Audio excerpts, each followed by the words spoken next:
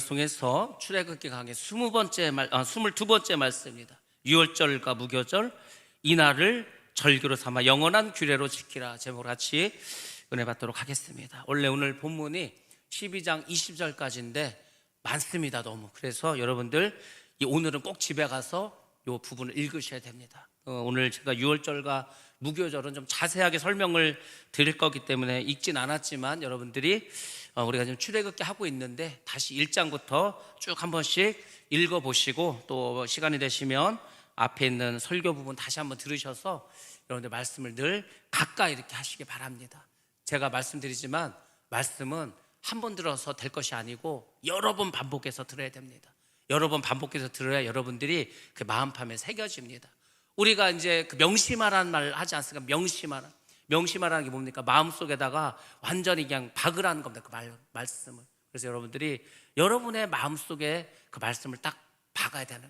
그래서 이스라엘 백성이 뭐라고 했습니까? 네 이마와 손목에 말씀을 메고 다니라고 하지 않았습니까? 우리가 뭐 오늘날 그렇게는 할 수가 없으니까 아무튼 여러분들이 이 말씀을 중요하게 여기시고 말씀을 사모하시기 바랍니다. 특별히 우리가 이번 주일날 제가 이제 성령 강림 주일을 맞이해서 드린 말씀이 있습니다. 이 말씀은 우리가 설교 부분만 따로 제가 편집해서 올려놨으니까 일주일 내내 매일 들어도 됩니다. 매일 들어도 된다는 얘기는 명심하라는 겁니다. 굉장히 중요한 말씀을 제가 사실 드렸습니다. 왜냐하면 우리가 신앙생활을 하는데 정말로 내가 신앙생활을 똑바로 하는가를 여러분들 살펴보셔야 됩니다. 이게 조금만 잘못하면 큰일 나는 겁니다. 오늘 제가 오카노 목사님의 짧은 메시지 하나 들었는데 그 말씀을 하시더라고요. 제가 굉장히 크게 생각을 했습니다. 큰 교회 목사님이나 유명한 목사님들은 얼마든지 자기 마음대로 성도를 할 수 있다는 거예요. 그래서 설교도 대부분 구약 설교를 하는 거예요. 그래서 이제 목사를 대제사장으로 여기고 모든 성도들은 정말 주의 종을 하나님처럼 생각하고 따르라고 그렇게 해서 얼마든지 성도들을 마음대로 할 수 있다고 그런 말씀 하시더라고요. 그 말씀이 제가 주일날 드린 말씀이 그 말씀입니다. 내가 어떤 자리에 있다고 해서 하나님 함께 하셔야 된다고 하지 않았습니까? 하나님 함께 하지 않으면 사울이 40년 왕하면 뭐합니까? 38년을 하나님 없이 왕노릇 했는데 아무 소용이 없다는 겁니다. 그래서 여러분들이 한 번 듣고 지나가기에는 너무나 중요한 말씀이기 때문에 제가 다시 한번 말씀드립니다. 주일 설교 특별히 그 설교 부분만 편집해 놓고 다시 한번 들으시기 바랍니다. 제가 지난 주일날 좀 무리를 했습니다. 2부 예배가 끝나면서 목이 조금씩 안 좋았습니다. 근데 어떻게 또 2부가 아니죠. 그 오후 예배를 제가 간증을 하다 보니까 목이 완전히 갔습니다. 그래서 오늘도 이제 병원에 가고 약을 먹고 이게 무슨 설교나 제대로 할 수 있을까 싶었는데 그래도 어떻게 찬양까지 드렸습니다. 그래서 저도 이 목이 이렇게 아프니까 참 이렇게 설교하기가 힘들구나.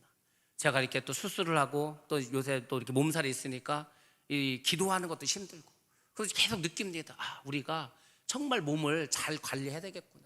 이 목사님들이 간이 다 안 좋습니다. 왜냐하면 피로하니까 그러면은 목사님들 더 이상 목회 못 하십니다. 그냥 계속 하면은 결국은 병에 걸리십니다. 많은 목사님들이 간이 안 좋으셔서 이렇게 소천하고 하지 않았습니까? 여러분들도 지키셔야 돼요. 건강을. 그것이 중요합니다. 자, 오늘 말씀드리도록 하겠습니다. 하나님은 마지막 재앙을 예고하셨습니다.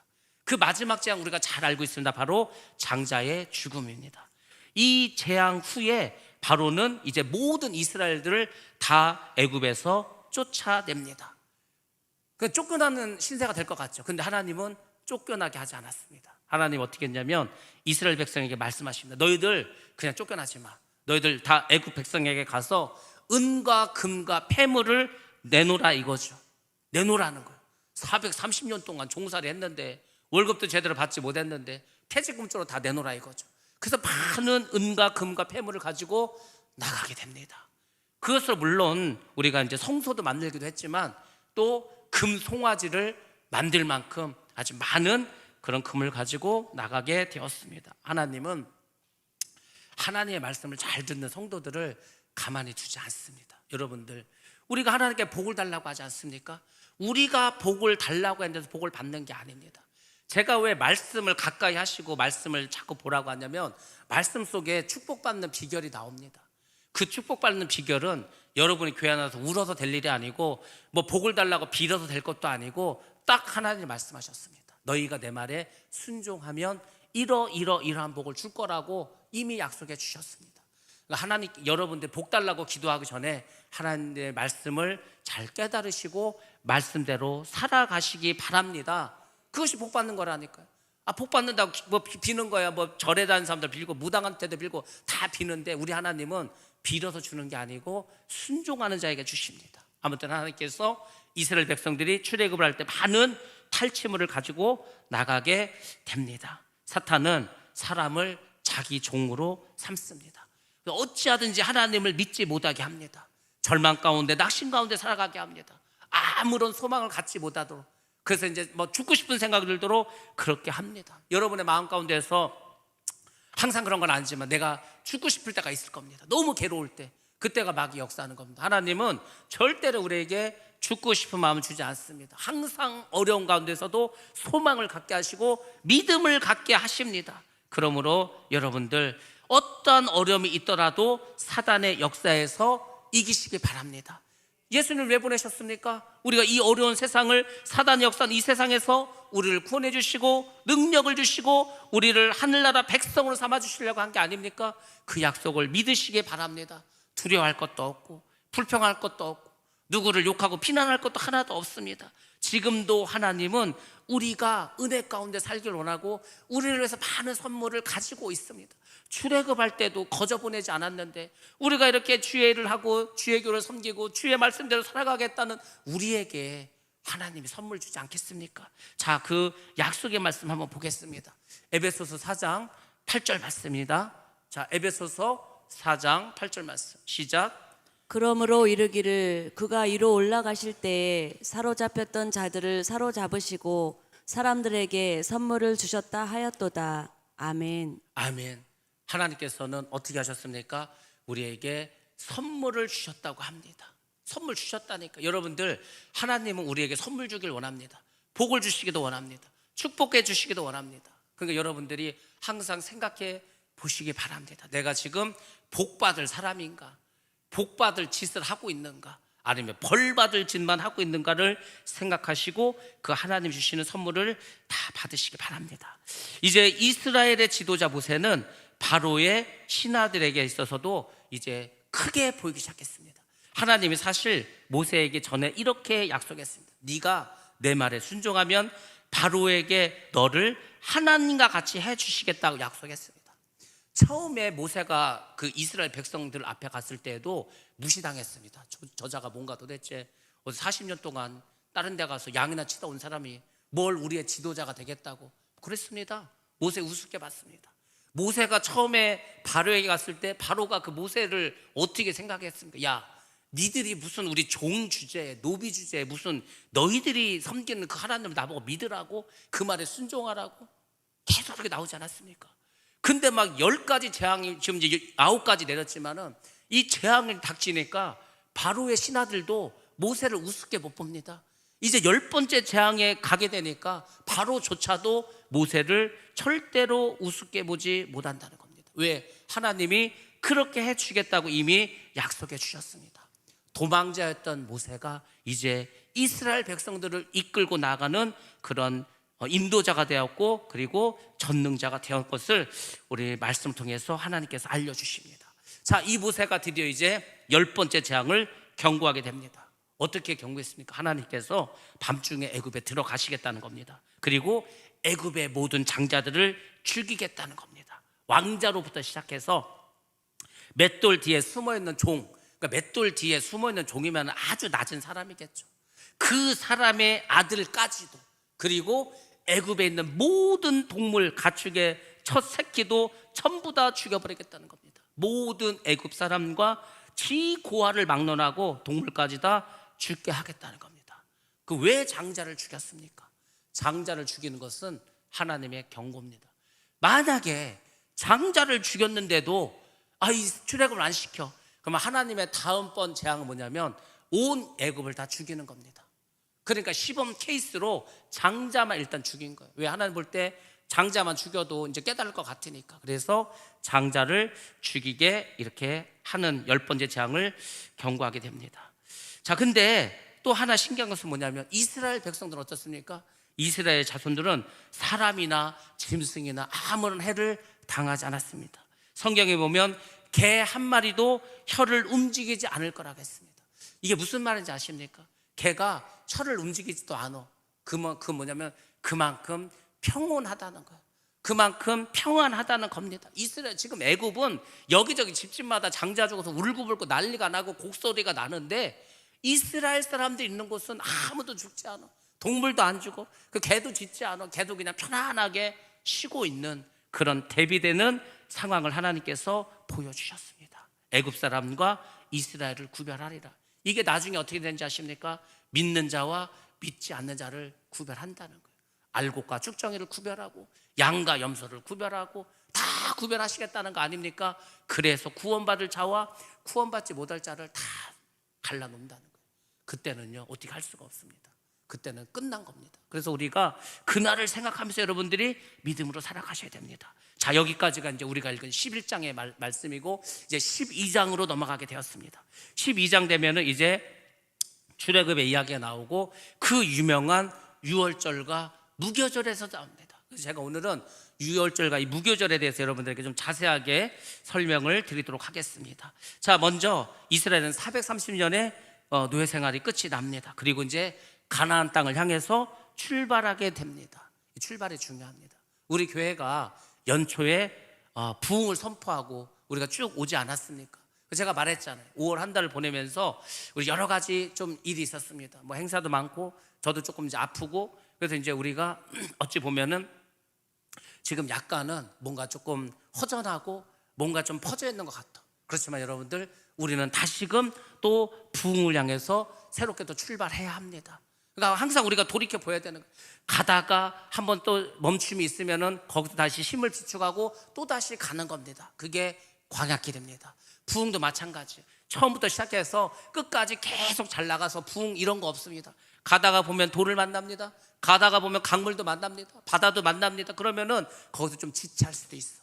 거기서 우리가 좀 피로할 수도 있어. 그렇지만 다시금 새 힘을 받고 또 가야 됩니다. 이제 내일이면 새로운 6월이 시작됩니다. 더군다나 이 6월 첫째 주 우리 여전도에 그 헌신 예배 있지 않습니까? 그때 많은 주의 종들이 와서 말씀도 전하고 간증도 하시고 찬양도 하시고 할 겁니다. 그럼 여러분 다시금 새 힘을 공급받는 거예요. 다시금 부흥을 향해서 나아가야 합니다. 그래야 마귀의 공격을 우리가 이길 수가 있습니다.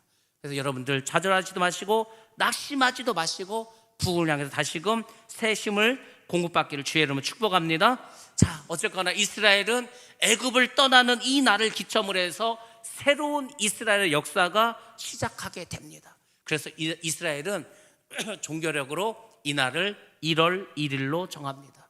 그 첫날 1월 1일 바로 여호와의 유월절이 됩니다. 그래서 이스라엘 백성은 지금도 유월절을 아주 열심히 지내고 있습니다. 예수님이 시절 때도 유월절을 열심히 지켰습니다. 그래서 어떻게 했습니까? 성인 남자들 예루살렘에 와서 하나님의 전에 와서 예배드리지 않았습니까? 그리고 그 50일이 지나면 이제 오순절 있죠. 오순절, 초실절, 우리가 지금 맥주절로 지나는 오순절 명절을 또 지냅니다. 그리고 이제 가을이 되면은 장막절이라고 해서 광야 생활을 기념하는 그런 모든 절기가 6월절을 기점해서 다 시작됩니다. 그래서 이제 7개의 큰 절기를 보내고 특별히 3대 종교는 지금 말씀드린 6월절 그리고 오순절 그리고 장막절 이렇게 지키고 있습니다. 우리가 예수를 믿고 구원받은 날이 있습니다. 물론 구원파는 그날을 굉장히 중요시 여겨서 그 날이 새로 태어난 날이라고 하고 그날 이제 태어났으므로 그날 구원을 받았으므로 더 이상 우리가 죄를 져도 무조건 구원받는다 이렇게 거짓 정보를 흘리고 교리를 말하지만 아무튼 예수를 믿는 우리도 중요합니다. 여러분들이 예수를 믿은 날이 있지 않겠습니까? 아니면 여러분 성령을 받은 날이 있지 않습니까? 그 날이 여러분들 다시 태어난 날입니다. 여러분들이 중생한 날입니다. 거듭난 날입니다. 예수님께서 니고데모에게 하신 말씀대로 네가 물과 성령으로 거듭나야 된다고. 뭐가 거듭나는 건 뭐가 다시 태어나는 겁니까? 육신이 다시 태어나는 겁니까? 그게 아니고 죽은 영혼이 다시 태어나는 거예요. 여러분들이 예수를 믿음으로 죽었던 여러분의 영이 살아나는 겁니다. 그게 구원의 시작이라니까. 그래서 우리가 그 영혼이 살아있기 때문에 우리가 영생을 얻게 되는 겁니다. 그래서 중생과 거듭남은 굉장히 중요합니다. 이스라엘 백성들은 종살이한 그 430년 동안 어찌 보면은 살아있지만 죽은 것과 같은 삶이었습니다. 왜? 노예의 삶이었기 때문에. 근데 드디어 하나님의 백성으로 다시금 새로운 역사를 시작합니다. 그날이 바로 유월절이라는 겁니다. 그래서 예수를 믿는 우리도 마찬가지입니다. 예수를 믿었다면 그때부터 시작해서 여러분의 삶이 새로워져야 됩니다. 완전히 변화돼야 합니다. 그래서 이제 우리의 명절은 추석이나 설날이나 뭐 단오나 이런 게 아니고 우리의 명절은 성탄절과 부활절과 성령 강림절이 돼야 합니다. 그것이 우리에게는 큰 명절이 되는 거예요. 왜? 이제 우리는 이 나라의 백성이 아니라 하늘나라의 백성이기 때문에. 그래서 이스라엘 백성들이 출애굽을 하면서 새 역사를 이루듯이 우리도 마찬가지입니다. 이제 새로운 역사를 이루고 새롭게 예수를 믿는 삶을 살아가면서 거듭남의 체험도, 중생의 체험도, 성령의 충만함도 여러분들이 다 누리고 그렇게 살아가셔야 합니다. 그래서 여러분들 성령을 꼭 받으셔야 됩니다. 성령 충만하셔야 됩니다. 그래야 우리가 예수를 잘 믿고 나아갈 수가 있습니다. 자, 12장 3절 이하부터 이제 유월절에 대해서 설명을 해주고 있습니다. 하나님은 10번째 재앙을 피하게 하기 위해서 이제 유월절을 이스라엘 백성들에게 제정해 주시고 그들이 해야 될 일들에 대해서 쭉 말씀을 해주십니다. 이스라엘 백성들이 심판을 면하기 위해서는 어떻게 됩니까? 가장 먼저 할 일이 뭡니까? 유월절날 어린 양을 잡아야 합니다. 하나님 다 자세히 알려줬어. 한 식구가 먹을 만큼의 양을 잡으라고 합니다. 근데 만약 식구가 적으면 이웃과 함께 사람 수에 따라서 한 마리를 잡으라고 합니다. 그럼 도대체 그 어린 양 한 마리 잡아서 몇 사람이나 먹을 수 있을까? 대략 10사람이 먹을 수가 있습니다. 이 당시에 이스라엘 백성이 200만 명이라고 하면 양을 20만 마리를 잡았다는 겁니다. 왜? 10명당 한 마리는 먹어야 하니까. 자, 그렇게 해서 이제 하나님께서 알려주십니다. 어떻게 하라고. 그리고 이제 그 어린 양, 제물이죠. 그 제물의 조건에 대해서도 말씀해 주십니다. 하나님이 자세히 말씀해 주신다니까요. 자세히 말씀해 주시기 때문에 우리는 그냥 그 말씀대로 순종만 하면 됩니다. 자, 그 제물은 무엇이 되냐면 첫 번째 수컷이어야 됩니다. 암컷은 안 됩니다. 두 번째는 흠이 없어야 됩니다. 상처가 나서도 안 되고 몸에 종기가 나서도 안 되고 어디 뭐 피가 나도 안 되고 그냥 깔끔해야 돼. 깨끗해야 돼. 흠이 없고 점이 없어야 됩니다. 그리고 1년 된 것을 사용해야 됩니다. 뭐 3년 4년 된 거 안 돼. 1년 된 것. 왜냐하면 1년이 되었을 때 발육이 가장 잘 되어 있을 때입니다. 그러니까 하나님께 우리가 예물을 드릴 때는 점도 없고 흠도 없고 가장 정결하고 깨끗하고 좋은 것으로 드리라는 거예요. 막 늙어가지고 이제 막 오늘 내일 하는 그런 양 잡지 말라는 거예요. 태어난 지 얼마 안 된 작은 양도 아니라는 거예요. 1년 정도 됐을 때 가장 건강하고 힘이 좋고 기름도 좋고 하여튼 건강하고 근육도 가장 잘 발달되었을 그 가장 좋은 제물, 그것으로 하나님께 드리라고 하는 겁니다. 자, 그래서 이 흠없고 점없는 그 양이 결국 이스라엘의 장자의 죽음을 대속하게 됩니다. 그 왜 양 잡았습니까?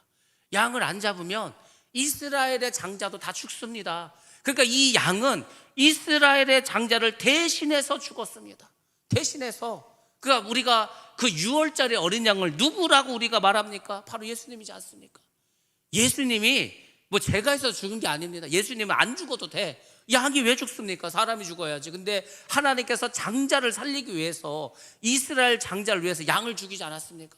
그것처럼 지옥에 갈 수밖에 없는 우리들, 죽을 수밖에 없는 우리들을 위해서 예수님을 죽이셨다는 겁니다. 그래서 예수님을 6월절에 어린 양이라고 우리가 이야기를 합니다. 그리고 예수님이 더 세부적인 사항을 알려줍니다. 도대체 그 양을 그러면 언제 잡아야 되는가? 이거에 대해서도 말씀해 줍니다. 니산월 10일 양을 고릅니다. 어떤 양을 하나님께 드릴까? 그 날짜도 정해주십니다. 니산월 10일에 너희들이 제물로 드릴 양을 고르라는 겁니다. 그러니까 잘 취하라는 거죠. 그리고 양을 잡기 4일 전에 미리 양을 준비해 두라는 겁니다. 미리 준비해 두라는 거예요. 그러니까 우리가 하나님께 예물을 드릴 때 막 그냥 예배 드리기 전에 야, 그 지갑 어딨냐, 지갑 꺼내가지고 막 돈 막 정신없이 해서 이렇게 하지 말고 하나님께 드릴 거는 미리 잘 준비해 두라는 거예요. 그리고 뭐 교회 올 때 성경책에 넣어놨다가 아니면 뭐 기도 제목도 써야 되지 않습니까? 그러니까 하나님께서 그걸 다 보신다는 거예요. 하나님이 이 지금 그 어린 양을 언제 잡고 어떻게 하라는 이 세부 상황을 알려주신 건 뭐냐면, 우리가 하나님께 드릴 때 이런 마음으로 하라는 거예요. 뭐 물론 갑자기 하나님이 감동을 주셔서 이렇게 할 수도 있지만, 그게 아니라 우리가 매주 드리는 거라면 미리 준비하고 기도하고 그렇게 드리라는 겁니다.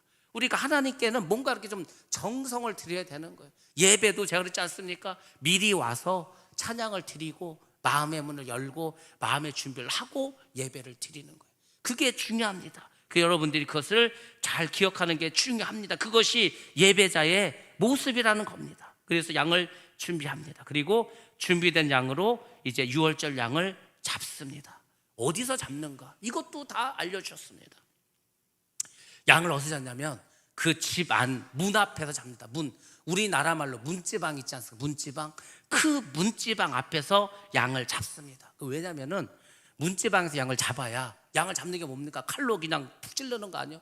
그럼 피가 바닥에 흐르겠죠. 그럼 그 피가 어디로 갑니까? 그 문의 지방으로 갑니다. 문지방으로. 그러니까 문지방에도 양의 피가 묻어야 되는 겁니다. 그래서 이제 저기 뭐 사진을 보시면은 그 피를 어디에 발랐냐면은, 자, 뭐 임방과 이제 물선줄 우리가 뭐 얘기 많이 하죠. 그래서 임방이라는 것은 아래와 위를 임방이라고 합니다. 근데 우리가 아래에 있는 임방을 우리는 이제 지방이라고 하고 문지방이라고 합니다. 그러니까 뭐 지방이나 또 임방이나 아래 위 다 칠해야 되는 거예요. 그리고 이제 양쪽에 있는 그 기둥 같은 걸 이게 문설주라고 합니다. 우리는 뭐 악구라고 하지 않습니까? 거기도 바르는 거예요. 그게 뭡니까? 결국은 문의 모든 사면에다 피를 바르라는 겁니다. 틈이 있으면 안 되는 거예요. 틈이 있으면 그 틈으로 들어오는 겁니다. 우리가 이따 또 말씀드리겠지만은, 마귀는요 우리를 공격할 때 뭘 찾는지 아십니까? 뭘 찾을 것 같아? 틈을 찾는 거. 틈을. 어디 빈틈이 있는가? 그 빈틈을 교묘하게 파고 들어옵니다. 처음에 별거 아니었어. 근데 그게 점점점 커집니다. 아무튼 그건 이따 제가 자세히 말씀드리고, 일단은 문지방에서 잡게 됩니다. 바닥에 피가 흐릅니다. 그리고 어떻게 됩니까? 그 피를 좌우 문설주에 바르고 입막에도 바르게 됩니다. 자, 다음 사진 보여주시겠습니다. 바랍니다. 그냥 손으로 발라도 안 되고 숟가락으로 발라도 안 돼. 그 붓을 알려주다. 붓. 뭘로 바르라고 합니까? 우슬초를 이용해서 그렇게 바르라고 합니다. 하나님이 다 알려주시는 거예요. 우리가 생각할 때, 야, 그럼 그 피를 뭐 손으로 묻혀서 바르냐? 숟가락으로 이렇게 묻히냐? 그게 아니고 우슬초를 이용해서 다 사방에 바르라고 이렇게 말씀해 주고 있습니다. 그래서 이제 저 집도 저렇게 바르는 거예요.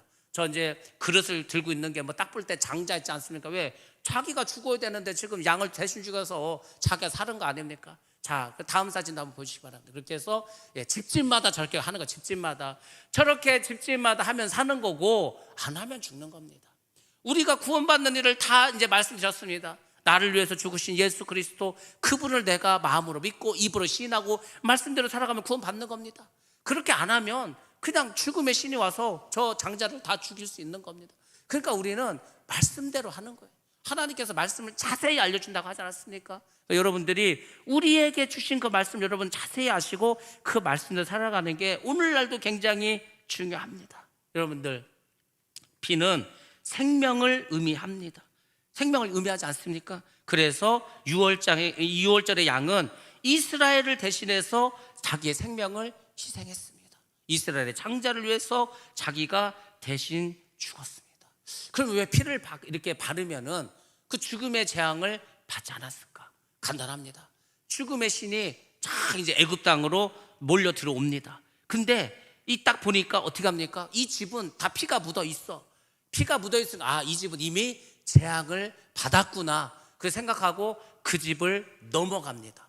그래서 이 유월이란 말이 영어로는 패스오버입니다. 패스오버. 패스 알지 않습니까? 패스, 넘어가는 거예요. 한자로 유월이 그거지 않습니까? 넘어가다는 뜻이 넘어가다. 그러니까 죽음의 신이 딱 왔는데 이 집에 피가 발라져 있어. 아, 이 집은 이미 재앙을 받았구나. 넘어가는 겁니다. 그러니까 이 유월의 축복은 오늘날 우리에게도 매우 중요합니다. 여러분의 심령에 예수 그리스도의 보혈의 피가 있어. 그럼 마귀가 우리를 공격하고 딱 왔다가, 어우, 여기에는 막 지금 좌우 문설주에 임방에 다 예수의 피가 있네. 그러면 넘어갑니다. 못 들어옵니다. 여러분의 가정도 마찬가지. 여러분의 가정도 그냥 예수의 피로 다 그냥 막 뿌리고 덮고 막, 그럼 못 들어옵니다. 교회도 마찬가지입니다. 교회도 예수 그리스도의 보혈의 피로 우리가 모든 틈을 막으면 어떻게 됩니까? 못 들어옵니다. 근데 틈이 있으면 그 틈을 이용해서 마귀는 계속해서 공격을 한다는 것을 여러분들이 꼭 기억하시고, 유월절의 어린 양의 그 피, 예수 그리스도의 보혈의 피가 여러분의 심령과 가정과 또 우리 교회도 항상 넘쳐나게 대할 줄로 믿습니다. 그게 아니면 공격받는 거예요. 그게 아니면 우리가 여러 가지로 어려워집니다. 자, 아무튼 어떻게 해서 이 유월절의 양을 통해서 이스라엘의 장자는 죽음을 면하게 되고, 우리가 이 양은 예수 그리스도를 의미한다는 것을 우리가 말씀 통해서 알게 되었습니다. 그래서 세례 요한도 말하지 않았습니까? 세례 요한이 예수님을 보고 뭐라고 말했습니까? 보라, 세상 죄를 지고 가는 하나님의 어린 양이로다. 그러니까 그 요한의 눈에는 예수님이 그 어린 양으로 보인 거예요. 모든 이스라엘 백성들은 하나님의 어린 양, 유월절의 양이, 어린 양이 어떤 의미인지를 압니다. 아, 그 양 때문에 우리가 죽음을 모면했지, 그것을 다 알고 있어. 근데 요한이 딱 보니까 예수님께서 우리 모든 인류의 그 죄를 위해서, 우리 인류를 구원하기 위해서 대신 죽을 하나님의 어린 양으로 보였다는 겁니다. 그 예수님은 그래서 점도 없고 흠도 없습니다. 재물이 흠이 있으면 안 된다니까요. 그러니까 어떤 사람도 모든 인류를 위해서 재물이 될 수 없는 거예요. 왜? 모든 사람은 원죄를 갖고 있지 않습니까? 아무리 도덕적으로 깨끗하고 그 사람 신앙생활 잘했다 하더라도 우리 인간이 누구를 위해서 대신 재물이 될 수가 없습니다. 그래서 하나님께서 예수님을 이 땅에 보내주신 거고, 그 예수님 덕분에 우리가 구원을 받은 줄로 믿습니다. 우리 다 알죠? 다 압니다. 근데 그 고마움을 우리가 잊지 말아야 되는 거예요. 왜 하나님께서 이스라엘 백성들에게 유월절을 지키라고 하셨겠습니까? 너희들이 그때 원래 죽었어야 돼. 근데 이 양 때문에 죽지 않았어. 그걸 아주 뼛속 깊이 수천 년 동안 그 명절을 통해서 알려주는 겁니다. 잊지 말라고. 제가 그랬잖아요. 중요한 건 잊으면 안 된다고. 잊으면 안 되기 때문에 기념일로 삼았다고 하지 않습니까? 그 날을 꼭 지키라고. 최소한 그 날이라도 기억을 하라고. 그래서 우리가 중요한 걸 다 기억하고 살아가셔야 됩니다. 아무튼 이스라엘에 이런 놀라운 복을 주셨습니다. 베드로 사도도 역시 이 점에 대해서 예수님께서 우리의 어린 양이 되심을 이렇게 베드로는 또 고백했습니다. 베드로전서 1장 18절부터 19절 말씀 같이 한번 보겠습니다. 베드로전서 1장 18절 19절입니다. 너희가 알거니와 너희 조상이 물려준 헛된 행실에서 대속함을 받은 것은 은이나 금같이 없어질 것으로 된 것이 아니요 오직 흠없고 점없는 어린 양 같은 그리스도의 보배로운 피로 된 것이니라. 아멘. 이게 베드로가 예수님을 계속 따라다니면서 깨달은 겁니다. 너희가 알거니와, 너희도 알지 않냐? 너희 조상이 물려준, 조상들이 뭘 물려줬습니까? 헛된 행실. 그러니까 우리 조상들은 우리에게 죄악된 모습들을 너무나 많이 남겨줬습니다. 그러니까 우리가 대속함을 받아야 돼. 대신 누가 우리의 죄를 위해서 죽어야 된다는 거 아닙니까? 근데 그 대속물은 금이나 은으로 될 수가 없습니다. 금이나 은을 아무리 갖다 바친다고 우리의 죄가 없어지는 게 아니라는 거죠. 왜? 재물은 흠도 없고 점도 없어야 돼. 정말 유월절에 어린 양과 같은 그런 존재가 죽어야 우리의 죄를 대속할 수가 있습니다. 근데 그게 누구라는 거예요? 그리스도 예수라는 거 아닙니까? 그래서 베드로 사도도 역시 예수님께서 우리 대신 죽음을 강조해서 말씀해주고 있습니다. 예수님이 십자가에서 죽으셨습니다. 예수님이 원래 안 죽어도 된다니까요. 원래 이스라엘은 유월절이 되면은 어떻게 했습니까? 죄인 중에 하나를 놔주는 그런 문화 전통이지 않았습니까? 그 예수님하고 누구하고 있었습니까? 예수님과 같이 사형에 언도된 바라바가 있지 않습니까? 바라바. 그러니까 어떻게 보면은 본디오 빌라도는 예수님을 좀 살릴 생각으로 너희들이 둘 중에 누구를 원하냐고 그렇게 했습니다. 그때 이스라엘 백성들이 뭐라고 했습니까? 바라바를 우리가 달라고. 바라바를. 여러분들, 만약에 그때 바라바가 죽고 예수님이 죽지 않았다면 우리 모두는 지금 어떻게 됐습니까? 아무도 대속받지 못합니다. 그러니까 어찌 보면은 우리가 사실 전부 다 우리가 죽어야 돼. 우리가 사실 다 지금 바라바입니다. 바라바는 살인자고 불순종한 자고 악한 자입니다. 우리가 죽어야 돼. 원래 바라바는 우리가 죽어야 되는데 우리가 죽지 않고 예수님이 십자가에서 대신 죽지 않았어요. 왜? 우리를 살리기 위해서. 그래서 예수님의 피를 우리 심령에 받으면, 우리 심령에 우리의 그 예수님 피를 바르면 악한 영은 떠나고 성령이 임재하시고 하나님의 심판대에서 자유함을 구원 얻게 된다고 하지 않았습니까? 그러니까 여러분의 심령 가운데 늘 예수 그리스도의 보혈의 피가 흘러야 됩니다. 이 피가 꼭 항상 있어야 되는 거예요. 오늘 우리가 부른 찬양도 다 그런 말씀이잖아요. 그 피가 우리를 구원하는 거라니까. 그 피가 우리의 죄를 사해 주시는 거라니까. 그 피가 우리를 구원해 주시는 겁니다. 근데 우리가 이거를 너무 많이 들었어. 너무 많이 들어가지고 별거 아니라고 생각합니다. 그렇지 않습니다. 예수 그리스도의 보혈은 항상 우리가 감사해야 되는 거예요. 그분이 나를 위해서 대신 죽었다. 아니 누가 나를 대신해서 죽었다면 얼마나 고맙습니까? 우리가 이 세상을 살면서도 누가 내 대신 죽었어 그러면 얼마나 그 사람이 고맙고 감사하겠습니까? 근데 예수님은 우리를 위해서 대신 죽었을 뿐만 아니라 우리를 영생하도록 하지 않았습니까? 그게 더 중요한 겁니다. 아니 누가 이 세상 날 대신해 죽었다 한들 우리가 영원히 삽니까? 어차피 죽는데 조금 더 몇 년 더 사는 것 뿐인데 몇십 년 더 사는 것 뿐인데, 근데 예수님은 그게 아니라니까. 우리를 이 세상에서 살게 하실 뿐만 아니라 우리를 천국에서 살게 해주지 않았습니까? 그거를 여러분들이 깊이 깨달으셔야 되는 거예요. 그걸 깊이 깨달으면 제가 그랬잖아요. 이 세상에서 뭐 일어나는 일 그거 별로 중요하지 않습니다.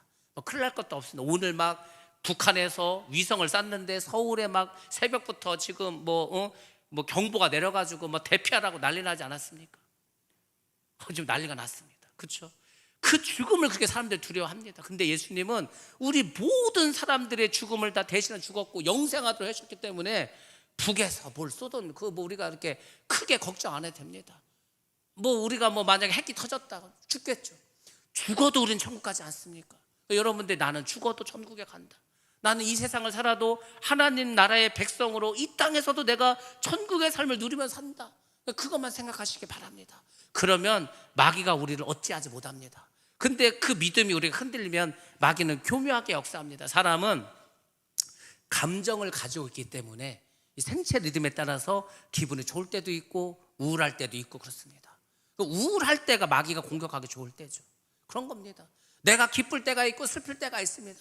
슬플 때 역사합니다. 마귀는 항상 그런 거예요. 내가 아주 뭐 잘 될 때가 있고 내가 안 될 때도 있습니다. 또 안 되면 그때 또 역사합니다. 잘 되면 또 잘 되는 데 역사합니다. 그러니까 여러분들이 항상 그 보혈의 피를 여러분의 심령에 항상 바르고 살아가셔야 됩니다. 그래야 구원을 얻을 수가 있습니다. 자, 양을 잡았습니다. 양을 어떻게 됩니까? 먹어야 되겠죠. 양을 먹는데 어떻게 먹습니까? 불에 구워서 먹습니다. 양만 먹는 게 아니고 누룩이 없는 떡, 무교병이라고 하죠. 이스트, 누룩이 없는, 부풀어오지 않은 그 떡을 먹습니다. 맛이 없겠죠? 그리고 쓴나물하고 같이 먹으라고 이렇게 말씀해 주고 있습니다. 왜 쓴나물을 먹고 맛없는 빵을 먹으라고 합니까? 하나님께서 어린 양의 고난을 묵상하라는 겁니다. 우리가 사순절을 겪지 않습니까? 그 사순절이 뭡니까? 예수님의 고난을 우리가 동참하고 묵상하라는 거 아닙니까? 그게 쓴나물이고 그게 무교병이라고 생각하는 겁니다. 그 고난에 동참하는 겁니다. 물에 삶지도 말라고 했습니다. 하나님께서 불에 굽고 머리와 다리와 내장까지 전부 다 저녁까지 먹으라고 했습니다. 만약에 저녁에 다 못 먹었어, 그럴 수도 있죠. 사람이 어떻게 다 먹습니까? 그러면 어떻게 합니까? 남은 거는 아침에다 불태워 버리라고 말했습니까? 다 불태워서 없애라는 것은 온전한 희생을 말하는 겁니다. 하나님은 정말 100%를 좋아하시더라고. 100%, 99%도 99%나 1%나 0%나 똑같습니다. 하나님에게는. 뭐 우리가 볼 때는 야 그래도 99%를 했는데 하나님은 온전한 순종을 원하십니다. 그러니까 마귀가 계속 우리를 그렇게 속이는 겁니다. 뭐 기왕에 뭐 순종하려면 하라 이거야. 다 아는데 야 요거는 그래도 요거는 좀 인간적으로 우리가 좀 요 정도는 빼도 되지 않겠냐. 뭐 하나님이 다 다른 거 다 순종했는데 뭐 하나님 봐주시겠지. 그렇지 않습니다. 하나님의 성품 여러분이 아셔야 되는 거룩하시죠. 정의로우시죠. 그럴 뿐만 아니라 하나님은 온전하신 분입니다. 이 온전함이 영어로 뭐라고 했습니까? 퍼펙트라고 하지 않았습니까? 하나님은 완벽한 거, 점이 없고 흠이 없는 거. 그러니까 자꾸 마귀가 우리가 뭘 하나님께 뭘 하려고 그러면은 그래도 하는 건 막지 않겠어. 근데 조금씩 이렇게 뺍니다. 그렇게 된다니까요. 아나니아와 삽비라가 자기 재산을 다 팔아서 하나님께 드린다고 했어. 근데 또 정작 드리려니까 아깝네. 그래서 절반이나 드렸어요. 11조가 아닙니다. 반을 드렸습니다. 우리가 볼 때 여러분 집 팔아서 하나님께 반을 드릴 사람 있습니까? 11조 하기도 힘든데. 근데 반이나 드렸다니까요. 근데 아나니아 삽비라 어떻게 됐습니까? 죽었습니다. 하나님께 재산을 절반이나 드리고 죽었다니까요. 하나님 그런 분이십니다. 그러니까 이 사람들 우리 같은 생각을 하지 말라니까 하나님한테. 여러분들, 하나님은 온전하고 완벽하고 거룩하고 점없고 흠없는 것을 원하십니다. 그래서 예수님도 그렇게 해서 제물을 되게 하셨죠. 우리는 뭡니까? 우리도 마찬가지. 너희도 그렇게 살으라고 하나님께서 계속 말씀해 주고 있습니다. 그래서 하나님은 온전한 번제로 희생하기를 원하고 계십니다. 자, 고기를 먹을 때 그럼 또 어떻게 해야 되는가? 그것도 알려주십니다. 너희가 고기를 먹을 때 허리에 띠를 띠라고 합니다. 그리고 어떻게 했습니까? 발에 신을 신문하는 겁니다. 그리고 지팡이를 잡으라고 그렇게 하고 먹으라고 했습니다. 우리 군대 가면 5분 대기조가 있습니다. 5분 대기조는 일단 발동이 걸리면은요, 무슨 말이야, 벨이 울리면은 5분 안에 나가야 돼. 그러니까 군화를 신고 잡니다. 군복도 다 입고 잡니다. 군장도 다 꾸려 놓습니다. 그러니까 일단은 뭐가 일단 벨이 울리면, 비상벨이 울리면 그냥 총 가지고 나가는 겁니다. 5분 안에. 5분 대기죠. 지금 이스라엘 백성들에게 유월절을 하나님께서 말씀하시면서 너희가 이렇게 하라는 거예요.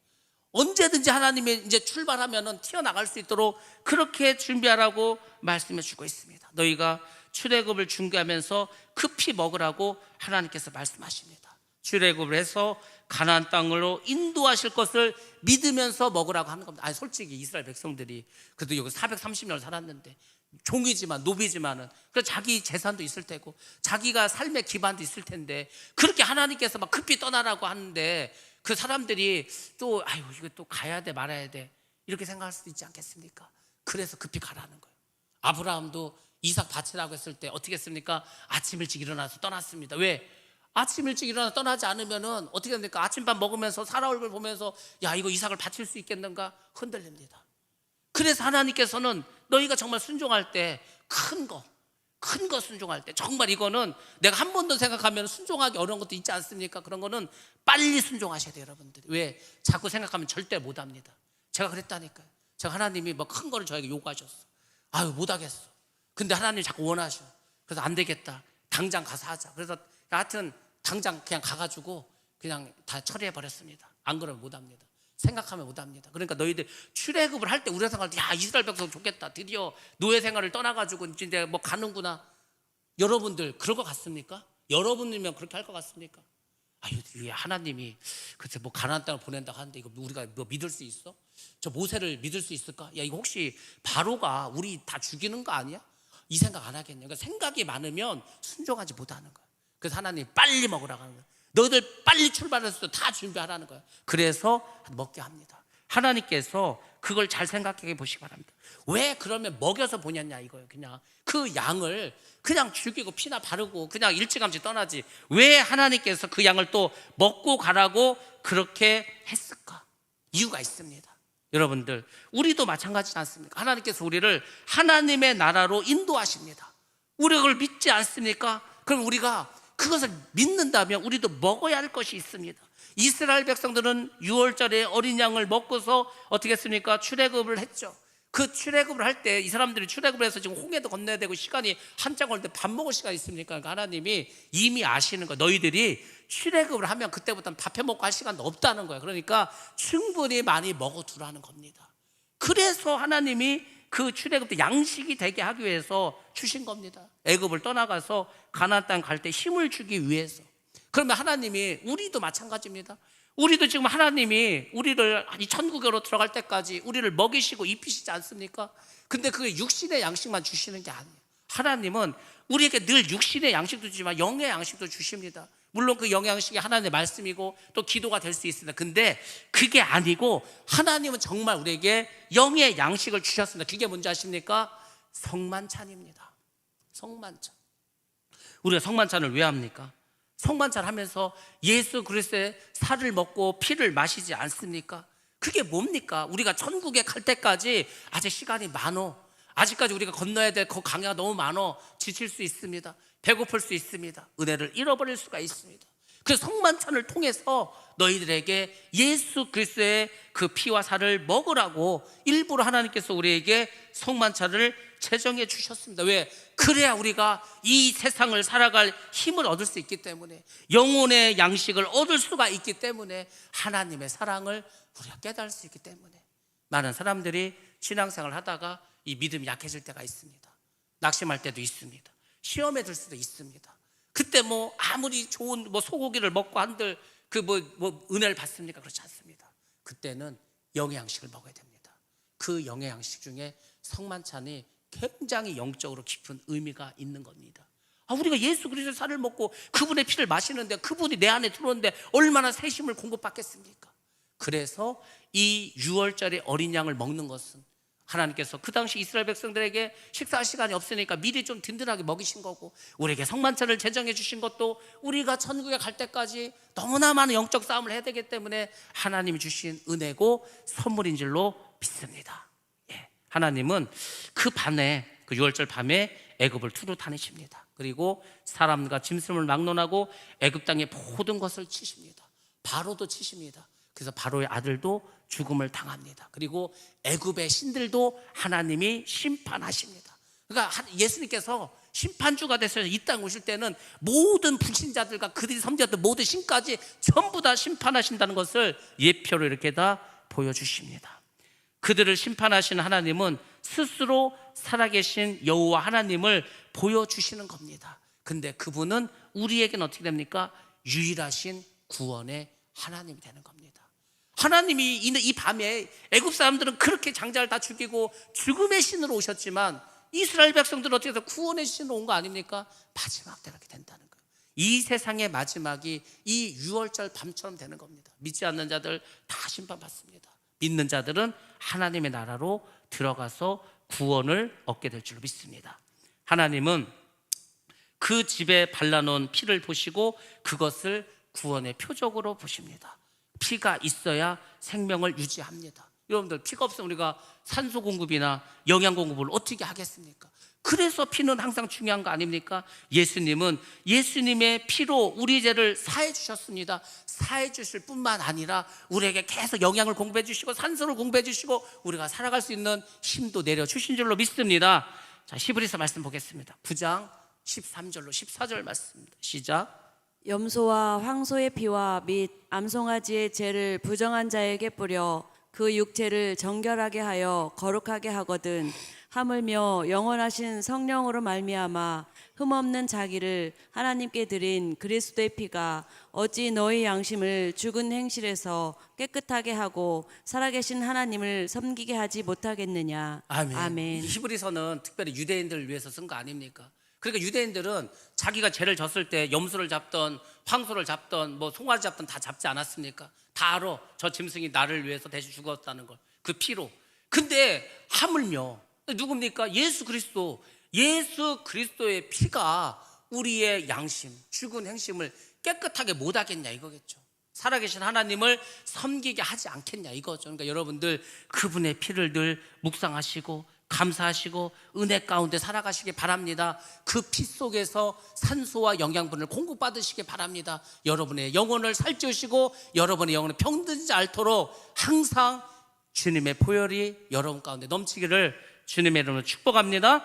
자, 14절 말씀 보겠습니다. 14절 보면은 하나님이 유월절을 지키라고 합니다. 명령입니다. 명령. 너희들 유월절을 지키라고 명령합니다. 영원히 지키라고 합니다. 그래서 지금도 유월절을 지킵니다. 우리는 그 유월절 대신 성만찬을 지키면서 하늘나라 갈 때까지 우리가 성만찬을 이제 예식을 치르게 됩니다. 예수님께서 우리를 위해서 살과 피를 주신 그 날을 기념하면서 그것을 통해서 하나님의 축복이 임하시기를. 그래서 중세시대 때는 사람들이 죄를 짓고 잘못을 하면 벌을 어떻게 준지 아십니까? 중세시대 때는 성도들이 죄를 지면 교회를 못 나게 합니다.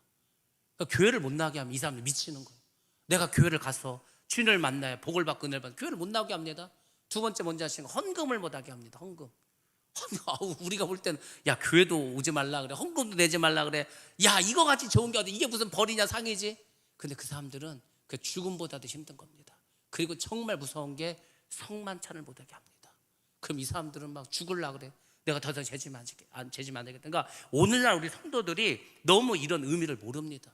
예배를 드리고 하나님께 물질을 드리고 성만찬에 참여하는 게 내 영혼을 살리고 내가 천국 가는데 필요한 양식을 공급한다 그런 개념이 없어. 그러니까 그냥 마음대로 하지 않습니까? 우리는 다시금 이런 하나님이 제정하시고 약속하시고 우리에게 명령하신 이 모든 것들을 잘 지키고 나아갈 줄 믿습니다. 자, 그 다음에 정말 중요한 무교절에 대해서 말씀드리겠습니다. 12장 15절 이하가 무교절에 대한 이야기입니다. 니산월 14일 저녁, 6월절이 시작이 되죠. 6월절이 시작하는 날부터 7박 8일 동안 무교병을 먹으라고 하십니다. 무교병은 누룩이 들어가지 않은 이 밀가루에다가 누룩을 넣어 이게 부풀어야 빵도 해먹고 호떡도 해먹고 뭐 여러 가지 해먹지 않습니까? 누룩을 넣지 마. 그러면은 그냥 밀가루가 딱딱합니다. 이게 부풀지가 않았기 때문에 뭐 그냥 뭐 맛도 하나도 없습니다. 그 빵을 먹는 날입니다. 7일간 무교병을 먹는다고 해서 무교절이라고 합니다. 이것도 역시 하나님께서 제정하시고 다 알려주십니다. 뭐라고 말씀하면 첫날 너희 집에서 온 집안의 누룩을 제거하라고 합니다. 너희 집에서 아예 누룩이 흔적도 없게 하라는 거예요. 왜? 누룩은 작은 게 있어도 퍼져나가는 성질이 있기 때문에 완전히 집을 청소해가지고 흔적도 없이 철저히 누룩을 다 제거하라고 합니다. 그리고 만약에 이 무교절 기간에 유교병을 먹어 누룩을 넣은 빵을 먹는 사람이 있으면 이스라엘 백성에서 끊어질 거라고 했습니다. 멸망당하는 겁니다. 이스라엘 백성을 인정하지 않겠다는 겁니다. 구원받지 못하는 이방인처럼 여기겠다는 겁니다. 도대체 뭐 이게 그 얼마나 중요하다고 하나님이 이렇게까지 하셨을까? 여러분들 잘 생각해야 됩니다. 저는 사실 6월절 못지않게 이 무교절의 의미가 굉장히 중요하다는 걸 여러분에게 꼭 말씀드리고 싶습니다. 왜냐하면 우리가 이걸 못해. 그래서 그렇습니다. 이게 우리가 지금 이 무교절의 의미를 잘 모르기 때문에 여러분들이 오늘 이걸 꼭 기억하시고 잘 생각하셔야 됩니다. 하나님께서 뭐라고 말씀하셨습니까? 이 하나님의 큰 구원을 이루셨죠. 그게 바로 6월절이지 않습니까? 장자를 살려주셨다, 이스라엘 장자를. 근데 누룩을 먹는 자는 끊어지고 멸망당한다고 했습니다. 하나님은 무교절을 절대적으로 지키라고 합니다. 그래서 무교절을 시작하는 15일부터 마지막 날 21일 이때는 성회로 다 모이라는 겁니다. 그리고 안식일처럼 아무 일도 하지 말라는 거예요. 오직 이 무교병을 만드는 음식 준비만 하라고 합니다. 그리고 그날을 성대히 지키라는 거예요. 일주일이나 지키고 첫날하고 마지막은 다 같이 모이고 그 아무 일도 하지 말고 음식만 무교병만 만들고, 그러니까 이게 하나님이 엄청나게 중요하다는 거 아닙니까? 지금 6월절은 하루면 되는데 이거 지금 뭐 일주일 동안 무교절을 지키라고 하면서 하나님께 도대체 무교절이 뭔데 이렇게 절대적으로 성대하게 지키라고 말씀하실까? 여러분들 잘 기억하시기 바랍니다. 누룩은 효소와 효모로 되어 있습니다. 그러니까 이제 전분이 있죠. 전분이 바로 녹말이지 않습니까? 그리고 이제 당이 있습니다. 그 밀가루 안에 이게 녹말이 있고 당이 있어. 모든 뭐 탄수화물은 다 그렇지 않습니까? 누룩이 들어가면 이 녹말과 당을 분리시킵니다. 그리고 이게 시간이 지나면 술이 됩니다. 술. 그러니까 쉽게 말해서 누룩은 어떻게 된다는 거죠? 뭔가 변화시키는 성질을 가지고 있습니다. 근데 그 변화의 영향력이 굉장히 강합니다. 그래서 우리가 밀가루 같은 거 누룩 넣고 한참 나면 뭐 막걸리 향 나고 뭐 하지 않습니까? 왜냐하면 그게 알코올로 변하기 때문입니다. 예수님은 바리새인의 누룩과 헤롯의 누룩을 주의하라고 말씀하셨습니다. 그리고 우리가 구원받은 우리가 그 바리새인의 누룩과 헤롯의 누룩을 어찌하든지 다 제거하라고 말씀하셨습니다. 바리새인의 누룩은 뭐냐면 종교 지도자들을 말합니다. 종교 지도자, 저를 비롯해서 교회 중직들과 교회 일꾼들을 말합니다. 이 바리새인들이 나쁜 사람이 아니라고 하지 않았습니까? 이스라엘 멸망당했습니다.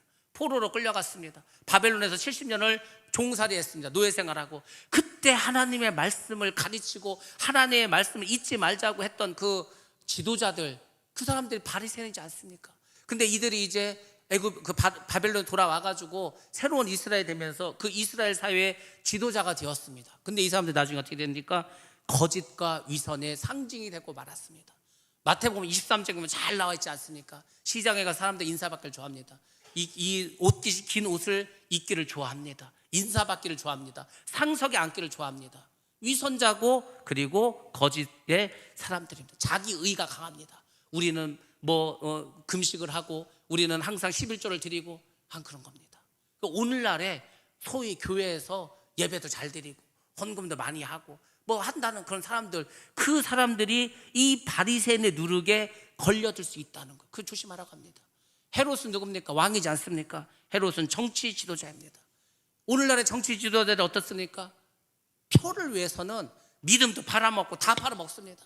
세상을 위해서는 그냥 자기의 믿음도 그냥 헛되이 보내는 게 그 정치 지도자들이지 않습니까? 그런 사람들을 주의하라는 거예요. 우리가 신앙생활 하면서 잘못하면 자기 의에 빠져서 교만해져서 나도 모르게 바리새인이 될 수 있고, 또 헤롯 왕처럼 세상의 권력과 세상의 물질에 빠져서 그렇게 믿음을 버리는 그런 사람들 될 수 있다는 겁니다. 근데 그 유언을 통해서, 어린 양의 피를 통해서 구원을 받고 은혜를 받은 사람은 이 죄의 누룩을 버리고 거룩하게 살으라는 겁니다.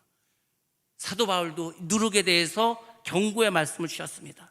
고린도전서 5장 6절부터 8절 말씀을 같이 한번 보겠습니다. 시작. 너희가 자랑하는 것이 옳지 아니하도다. 적은 누룩이 온 덩어리에 퍼지는 것을 알지 못하느냐. 너희는 누룩 없는 자인데 새 덩어리가 되기 위하여 묵은 누룩을 내버리라. 우리의 유월절 양 곧 그리스도께서 희생되셨느니라. 이러므로 우리가 명절을 지키되 묵은 누룩으로도 말고 악하고 악의에 찬 누룩으로도 말고 누룩이 없이 오직 순전함과 진실함의 떡으로 하자. 아멘. 그래서 하나님께서 유월절과 무교절을 붙여서 지키라고 하는 겁니다. 우리의 유월절 양, 곧 예수 그리스도께서 희생당하신 날이 유월절이지 않습니까? 그 유월절이 시작하는 그날 무교절을 지키라는 겁니다. 왜? 무교절이 뭡니까? 누룩. 이 누룩은 그렇게 그리스도의 피로 은혜를 받고 구원을 받은 우리에게 그 누룩이 우리의 믿음을 다시금 죄악으로 끌고 가서 그 누룩처럼 부풀어지면은 엄청나게 커져가지고 결국 우리가 어떻게 된다는 것입니까? 결국은 죄로 인해서 다시금 우리가 멸망의 길로 갈 수 있다는 것, 그거를 경고하는 하나님께서, 야 너희들 구원받았다고, 유월절 양이 죽었다고 너희들 받은 이 구원이 영원한 게 아니야. 너희들 또 마귀가 와서 죄짓게 해. 너희들 작은 누룩이 와가지고 부풀어가지고 엄청 크게 될 수 있어. 제가 죄를 모아갔다고 했습니까? 잡초가 갔다고 하지 않았습니까? 잡초가 처음에는 이제 너무 작아서 손으로 짚히지도 않아. 너무 작아서 뽑히지도 않습니다.